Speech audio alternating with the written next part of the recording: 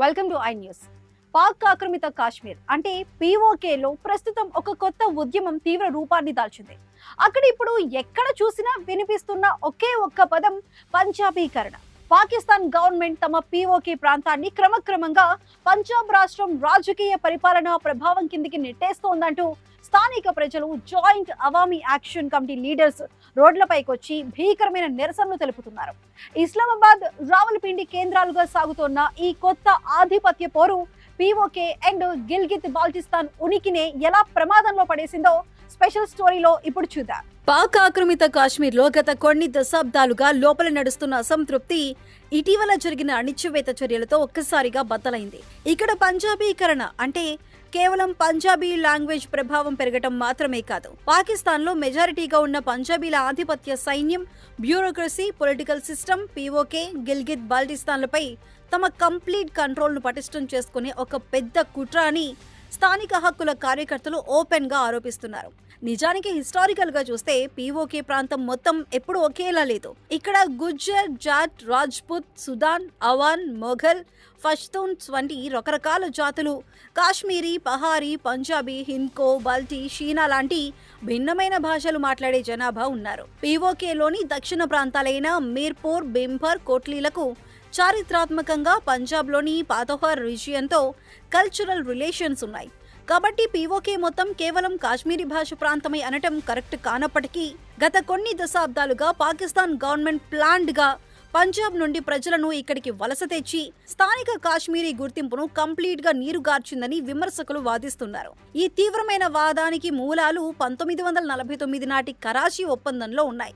ఆ అగ్రిమెంట్ ప్రకారమే defence, foreign policy, Kashmir కు సంబంధించిన మెయిన్ అథారిటీ అంతా పాకిస్తాన్ కేంద్ర ప్రభుత్వానికి బదిలీ అయిపోయింది. అప్పటి నుండి పీఓకే స్థానిక ప్రజలు తమ నిజమైన పవర్స్ కోల్పోయారు. పాకిస్తాన్ ఎప్పటికప్పుడు పీఓకే అడ్మినిస్ట్రేటివ్ స్ట్రక్చర్ ను మార్చుకుంటూ పోయింది తప్ప స్థానిక ప్రజాభిప్రాయానికి ఎప్పుడూ ప్రయారిటీ ఇవ్వలేదు.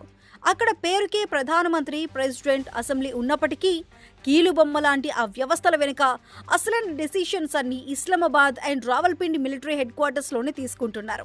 అందుకే స్థానిక సంస్థలు చాలా కాలంగా తమకు కంప్లీట్ అటానమీ కావాలని డిమాండ్ చేస్తున్నాయి. పీఓకే పోలీస్, భద్రతా, బ్యూరోక్రసీలో పంజాబ్ అధికారుల మితిమీరిన జోక్యం పెరిగిపోయిందని జాక్ లాంటి ఆర్గనైజేషన్స్ ఆధారాలతో సహా నిరూపిస్తున్నాయి. గిల్గిత్ బాల్టిస్తాన్ లో ఈ అణిచివేత మరీ దారుణంగా ఉంది. దశాబ్దాలుగా ఈ ప్రాంతాన్ని ఇస్లామాబాద్ డైరెక్ట్ గా రూల్ చేస్తోంది. అక్కడి ప్రజలకు పాకిస్తాన్ పార్లమెంట్ లో ప్రాతినిధ్యం లేదు, కనీస రాజ్యాంగ హక్కులు లేవు. స్థానిక ప్రజల ప్రమేయం లేకుండానే అంతర్జాతీయంగా చైనా, పాక్ ఎకనామిక్ కారిడార్ లాంటి భారీ డీల్స్ ఇక్కడ ఖరారు చేసేశారని ఇంటర్నేషనల్ స్టడీస్ కూడా చెబుతున్నాయి.